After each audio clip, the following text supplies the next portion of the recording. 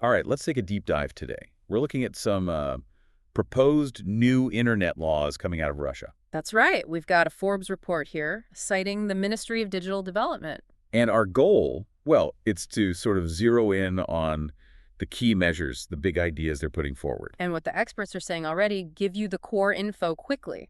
Exactly. Yeah, Because some of this stuff, especially around digital security and data handling, it's pretty striking. You might be surprised. definitely. It touches on things we do online every day, calls, data, even getting back into hacked accounts. Okay, so let's jump right in. The first one that really caught my eye, blocking calls from abroad hmm by default.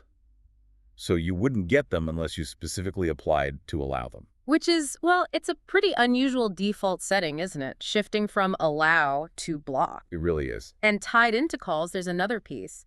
Forcing operators to block known fraudulent numbers. Okay, that sounds like a security measure. It is, but here's the kicker. If they fail to block a number from the special register and someone gets scammed, Uh-oh. the operator could be held liable, financially responsible for the damage caused by that fraud call. Wow, so actual financial liability for the phone companies if they miss a fraudulent number. Exactly. That puts significant pressure on their blocking systems, a real shift in accountability. No kidding. Okay. Let's pivot slightly. What about personal data? Any changes proposed there? Yes, they're looking at consent management. The idea is a new section, like a tab on the state services portal, Gosislugi. Gosuslugi, right. What would this tab do? It's meant to give you, the user, a single place to see who's processing your data, Like a dashboard. pretty much. And crucially, the ability to easily revoke that consent, more direct control, supposedly. Interesting. Okay. More control is usually good. Now, account security. If you get hacked. Yeah, this one could be tricky. They're proposing much stricter rules for account recovery. How so? Recovery might only be possible through very specific channels. Either you go in person to an MFC, Those are the multifunctional centers, the government service offices? all right, or you use biometrics. That's it. No more email recovery, maybe no security questions, none of that. Just physical presence or biometrics? Yeah. That? Well, that makes it harder to get back in if you're hacked, but maybe more secure overall. That's the tension, exactly. Security versus convenience. Or even accessibility, if getting to an MFC or using biometrics isn't easy for someone. Okay, so these proposals, they come from the Ministry of Digital Development, reported by Forbes.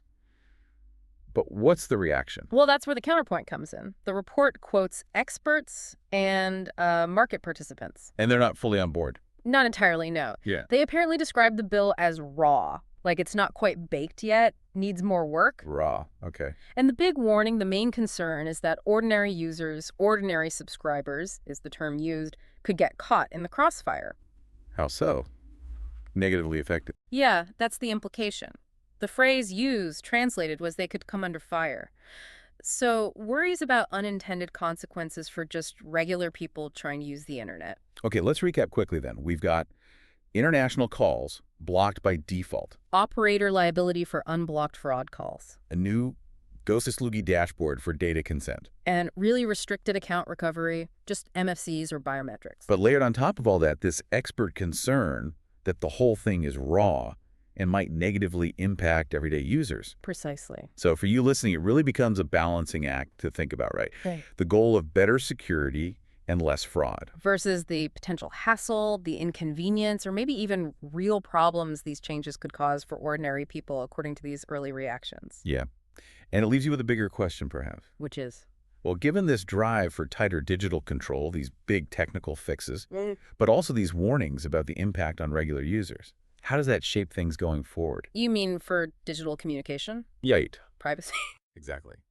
How might these kinds of broad measures, especially if they do end up causing friction for users as experts warn, influence how we all interact online in the future? Something to think about.